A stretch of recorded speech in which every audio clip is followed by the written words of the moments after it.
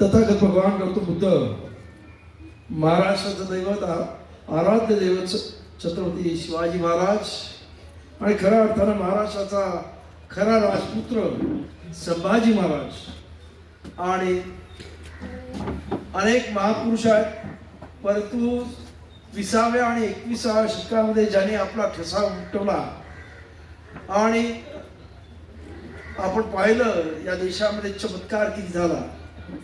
चहावाला पंतप्रधान झाला, आमचे एकनाथजी शिंदे पूर्वी एकेकाळी रिक्षा चालवायचे ते महाराष्ट्राचे मुख्यमंत्री झाले.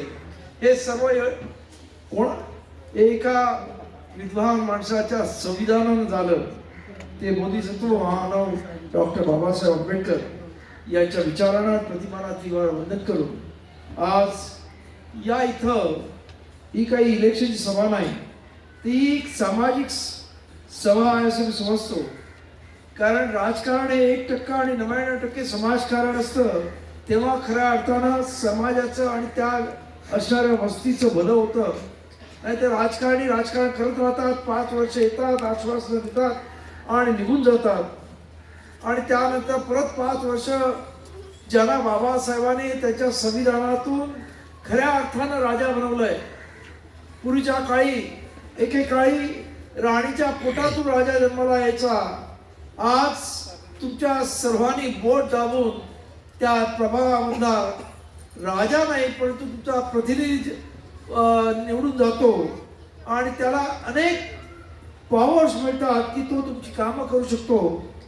तर अशी ताकद तुमच्या सर्वांच्या बोटामध्ये बाबासाहेब आंबेडकरांनी दिलेली आहे. त्या ताकदीचा आपण योग्य पद्धतीने वापर केला पाहिजे असं माझं म्हणणं आहे. आज या इथे 4 उमेदवार ज्यांनी आपल्याला आपलं थोडक्यामध्ये स्वतःच परिचय करून दिला आणि काय आपल्या ध्येय आहे ते सांगितलं. हे 4 उमेदवार सुशिक्षित आहेत आणि अत्यंत चांगल्या पद्धतीने सामाजिक जाण असणारी मंडळी आहेत. त्याचबरोबर तुमच्या आमच्या सारखेच कार्यकर्ते आहेत ज्यांना इथे काहीतरी बदल हवा आहे, बदल घडवायचा आहे आणि त्यासाठी ते उभे आहेत. आणि म्हणून आपल्याला मला एक सांगायचं आहे की मी पाहिलंय, मी अख्ख्या महाराष्ट्रात फिरतोय. साहेब आमच्याकडे एवढा मताला पैसे देत आहेत, कोण म्हणतं एवढे पैसे देत आहेत. माझं आपल्याला सांगणं आहे, तुम्ही त्यांचे पैसे घ्या, कारण ते बेईमानीचे पैसे आहेत. बेईमानीचे पैसे घेऊन त्यांना आपण त्यांची जागा दाखवा आणि बेईमानांना त्यांचे पैसे खाल्ल्याने आपल्याला काही हे होणार नाही, पाप लागणार नाही. परंतु तुम्ही इमानदारी जर दाखवली मतं देताना तर खऱ्या अर्थाने आपल्याला मोठं पुण्य लागेल. या देशाची लोकशाही अस्तित्वात राहील. नाही तर आज आपण पाहतो की या देशामध्ये धनदांडग्यांनी या देशातल्या लोकशाहीला बटीक बनवण्याचा प्रयत्न चालू केलेला आहे. आज गुंड लोक या देशामध्ये सत्तेवर जात आहेत. हे खरं म्हणजे अत्यंत दुर्दैवाची गोष्ट आहे. त्यामुळं बेईमानाची बेईमानी करा. बेईमान पैशाची बेईमानी केली तर ते पाप होत नाही हे लक्षात घ्या. आणि म्हणून आपल्या सर्वांना माझी विनंती आहे की या इथं आपण सर्वजण या प्रभागामध्ये आपला सर्वांचा उत्कर्ष करायचा असेल. ज्या अनेक अडीअडचणी आहेत, गटारांच्या आहेत, पाण्याच्या आहेत,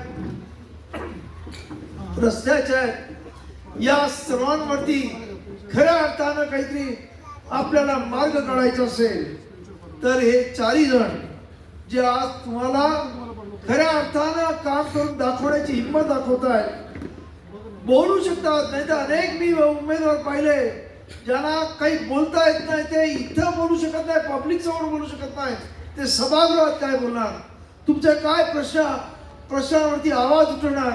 तेव्हा ही सर्व शिक्षक मंडळी आपल्याकडे आलेली आहे. त्याचबरोबर अनेक लोकांना प्रश्न पडलेला आहे की आम्ही शिवसेनेवर युती का केली. तर आपण पाहिलं की देशामध्ये युतीचं राजकारण यशस्वी होतंय. आज कुठेही जा, युतीशिवाय पर्याय नाही अशी परिस्थिती झालेली आहे. आणि म्हणूनच एक अत्यंत हाडाचा कार्यकर्ता असणारा आणि या शिवसेनेचे आज प्रमुख असणारे एकनाथजी शिंदे, आपण त्यांना अजून भेटला नसाल, परंतु अत्यंत कॉमन माणसापर्यंत जाऊन बोलणारा, भेटणारा आणि चर्चा करणारा आणि सामान्यांचे सुखदुःख जाणणारा असा हा नेता. आणि त्याच्याशी जेव्हा आम्ही चर्चा केली तेव्हा त्यांनी सांगितलं की आम्हाला शिवशक्ती आणि भीमशक्तीला एकत्र घेऊन जायला आवडेल आणि शिवशक्ती बरोबर भीमशक्तीच्या कार्यकर्त्यांना सुद्धा सत्तेमध्ये आम्ही वाटा देऊ. आणि म्हणून आज शिवशक्ती आणि भीमशक्तीचा हा योग जुळून आलेला आहे.